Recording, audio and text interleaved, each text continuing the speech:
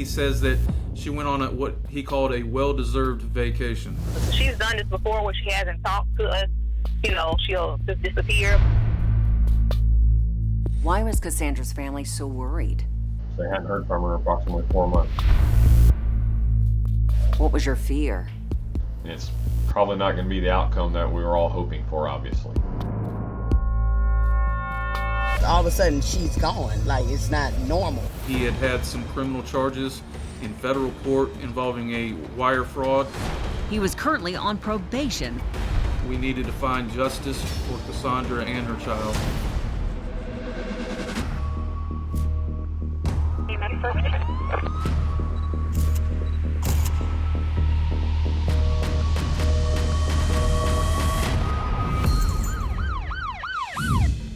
Hi, I'm Nancy O'Dell. Today's Crime Exposé takes us to Pensacola, Florida, where police were called to investigate the disappearance of a young mother. The circumstances had everyone questioning if she had simply left on her own. And just as investigators started to get close to that answer, the case took a shocking turn. It was June 8th when Pensacola police got a phone call from the family of 25-year-old Cassandra Robinson. They've been trying to get a hold of her, and they've had no luck getting a hold of her. They've seen no movement on social media. They're concerned. They hadn't heard from her in approximately 4 months. She's done this before where she hasn't talked to us. She'll just disappear, but at the same time, she would actually be posting on social media. I can go on there and check to see if she's okay. I'm like, okay, she's still posting, so she's good or whatever. But the last time she made any post anywhere, Instagram, Snapchat, Facebook, February 1st. So that's why I began to worry. The last time Cassandra Robinson was seen was at her daughter's first birthday in February. Investigators began to learn more about the missing woman. Cassandra was a pretty young female, a mom of a 1-year-old. She seemed to live a pretty normal life for someone her age. She had went to school to be a nurse, but she wasn't working. She was a stay-at-home mom. With no current address on file, an officer went to her sister's home, hoping to get more information. She told him that Cassandra had struggled with drugs and mental health issues in the past, but she had been in a good place since having her child. If she was like having, I guess before last time we talked to her, if she was like going through something or bad or something, then we'd probably be like, okay, well maybe she just disappeared, needs some time. But she was good, like happy, everything was good. You know what I mean? So it's right. Just all of a sudden she's gone. Like, it's not normal. Like I said, that's not normal at all. The last she knew, Cassandra was living with the baby's father, a 53-year-old local businessman named Henry Stiger. Henry was many years her senior. Henry was currently running a business of roasting coffee beans. A detective called him. Henry said he also had not seen or spoken with Cassandra since she packed her bags and drove off in their black SUV on February the 1st. Did he know where she went? He says that she went on what he called a well-deserved vacation. Henry said they celebrated their daughter Evelyn's birthday and then she left. He said it was something she had been planning for a long time. She says, I'm breastfeeding this child till she's 1 year old, and on her first birthday, I'm leaving.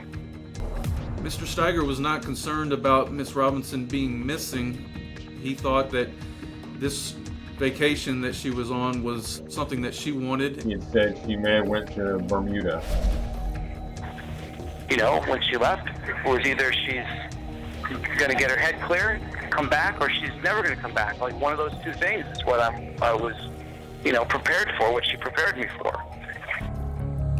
Police tried to track Cassandra's movements, but just like her social media accounts, everything else in her life had completely stopped after February the 1st. There was no action on any of her cell phone, her bank accounts, credit cards, no action. The whole situation felt odd, so investigators decided to pay a visit to Henry Stiger at his home. When we first got out to his residence, he answered the door and he actually had Evelyn, who's the 1-year-old child, he was holding her in his arms. Henry was cooperative and explained that he and Cassandra were no longer in a romantic relationship. but that she had continued to live in his house so they could co-parent. He said that at that point in time that he looked at her as like a sister. Henry said he cared about Cassandra and wanted to make sure she was mentally okay. He says that's why he supported her desire to take a break. He then walked detectives around the home. He showed us some suitcases that he says Cassandra took with her, specifically a silver one and a purple one. He says she took the matching suitcases with her. He showed us all the breast milk that he had stockpiled in the freezer that Cassandra had been pumping because she wanted to make sure that Evelyn had enough milk while she was on her well-deserved vacation. There was no signs of any kind of struggle. Actually, the house was pretty clean. On the surface, it appeared as if Cassandra had simply run away. But as Henry continued the tour of the home, investigators noticed something. The vehicle she would have left in and the keys to that vehicle were back inside the residence. Henry had told police that Cassandra left in that SUV, but had no real explanation for why it was back at his home. He said it was just there when he woke up the next day. These were all red flags for the detectives. Investigators were suspicious, and they knew they were going to need to dig deeper if they were ever going to find the truth. He was currently on probation for those charges. Can't have bank accounts or didn't want the feds knowing about his banking situation.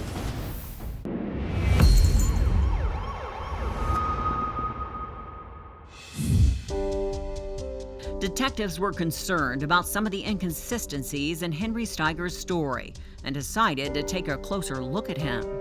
After meeting with Mr. Stiger, the police began to look into his past, and they saw that he had had some criminal charges in federal court involving a wire fraud. He was currently on probation for those charges. Our office began speaking with people who may have known Mr. Stiger, his friends, his acquaintances, his co-workers, and one of them was Julian Majour. Majour was a young guy who Stiger had hired as his right-hand man. Julian thought that he was learning how to run a business through Henry, and I believe that's what his ultimate goal was to run a business. Majour denied knowing anything about Cassandra's disappearance, but did say how loyal he was to Stiger, even opening a bank account in his name for Stiger's coffee business. When I dug a little deeper into the bank account information and why he did that, Julian's response was that Henry told him that he's on federal probation and he can't have bank accounts or didn't want the feds knowing about his banking situation. And there was much more to it. He was instructed by Henry to go make various small deposits that did not exceed the $9,999. Henry told him if it goes over that money, the bank has to report that to the feds. And he didn't want any of the deposits being reported to the feds. Majour had unknowingly admitted that he and Henry Stiger were involved in a money laundering scheme. Based on his statements, investigators were able to get a search warrant for Stiger's home to look for evidence of a financial crime. We find over $100,000 in cash. We find 2 Apple cell phones, 2 Apple laptops. Henry Stiger was arrested and taken to jail for violating his federal probation. Well, it is a story that I don't think anyone would believe, and that's my problem.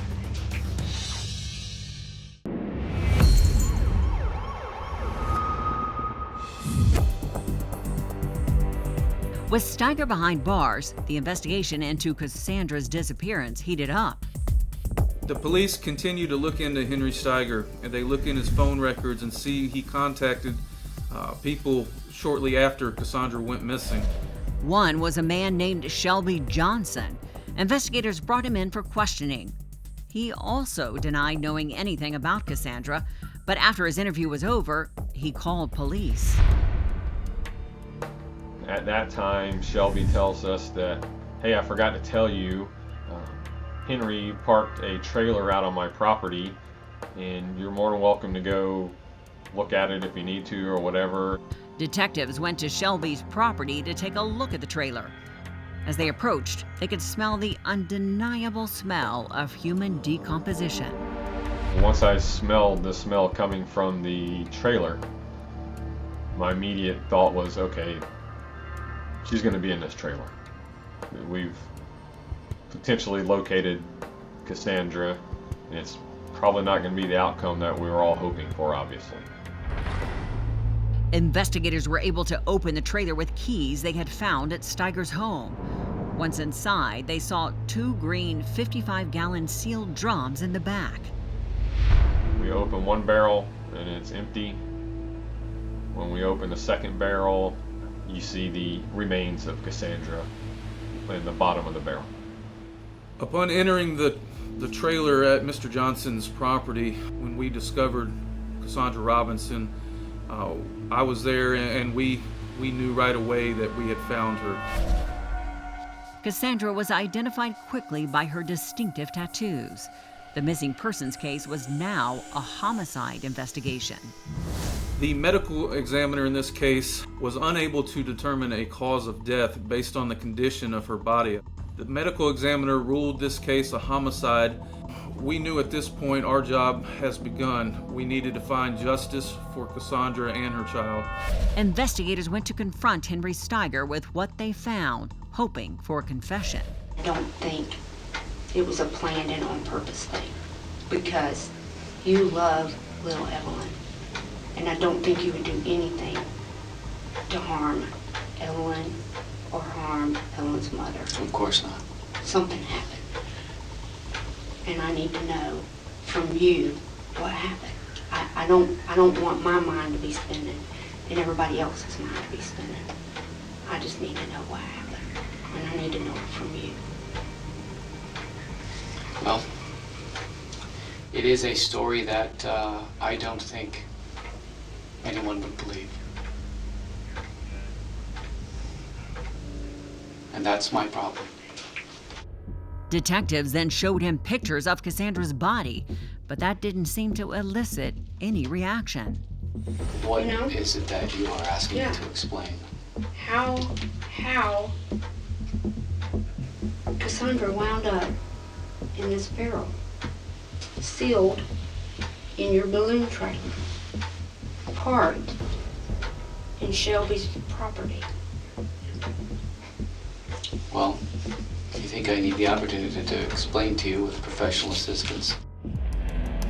Detectives took that statement as Stiger asking for an attorney and quickly ended the interview. But they still pressed forward, determined to build a case against him.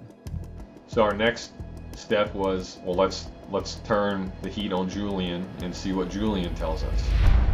Phone records showed that Stiger had called Julian Majour the night of February the 1st when police believed the murder had occurred. Investigators brought him in for another interview, this time convinced he was involved.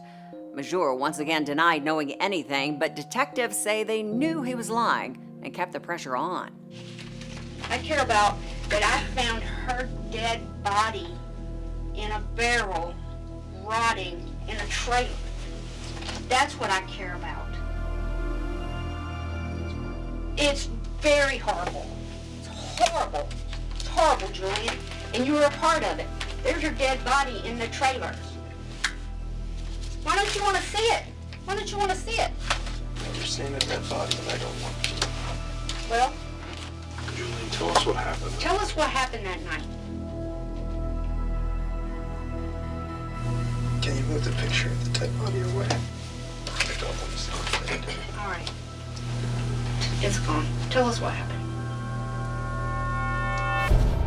Majour finally cracked. He said that when he got to Stiger's home that night, Cassandra was already dead. Stiger told him they had gotten into a fight. They said that she was frantically packing, and she was grabbing all of her stuff, and she was telling him she's gonna leave, grabbing the baby.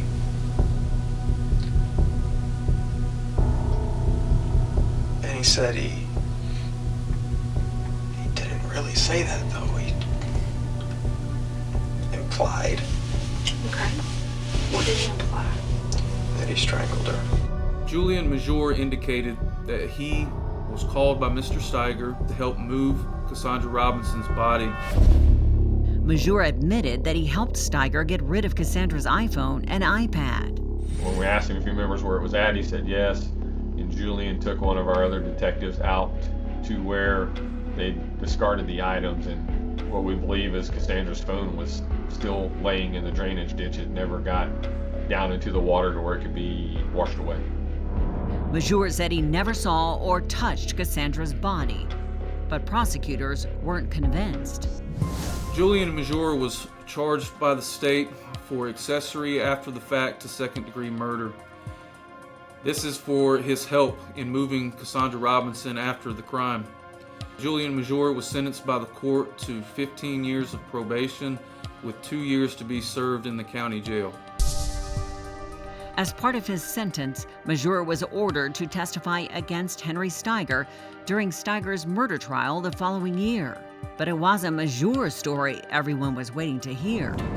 Henry Stiger, after the state put on their evidence, decided he would take the stand in his own defense. Henry Stiger was responsible for her death.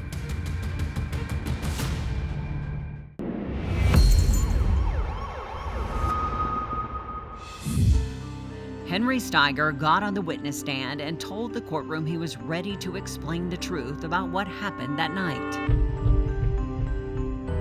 Henry Stiger indicated that Cassandra Robinson killed herself. He said that it was suicide and that she had a Publix bag inside of her mouth and that she had choked and died from that. Stiger said he panicked that everyone would blame him for Cassandra's death. So instead of calling police, he placed her inside the barrel to cover up what had happened. Prosecutors weren't buying his new version of events. Cassandra did not kill herself. She did not place herself in that barrel. Henry Stiger was responsible for her death. The jury agreed and found him guilty of second-degree murder. Second-degree murder in the state of Florida requires the killing with a depraved mind. So what was his motive? I mean, why did Stiger kill Cassandra? For Henry Stiger, their baby, his baby, was everything to him. That's why he acted the way he did when Cassandra said that she was going to leave him. And I think that's also why he had hid the body, so that he didn't lose custody of her after he killed her. In the end, Stiger's actions ended up costing him everything. He was sentenced to life in a Florida state prison without the possibility of parole. Baby Evelyn is now being raised by Cassandra's family. And now it's time for today's Safety Spotlight. If you are ending a relationship and children are involved, take precautions to help maximize your safety and theirs. Establish custody through the courts so the parameters are clearly documented. If conflicts arise, meet at a police station for the exchange or at the child's school to ensure the safe transfer of custody. Avoid making threats to take a child away from the other parent, as this may motivate the other parent to retaliate in some manner. And if threats are made against you, take them seriously and contact law enforcement and your attorney. The well-being of your children is paramount, but so too is your safety. I'm Nancy O'Dell. For all of us here at Crime Exposé, please join us next time and stay safe.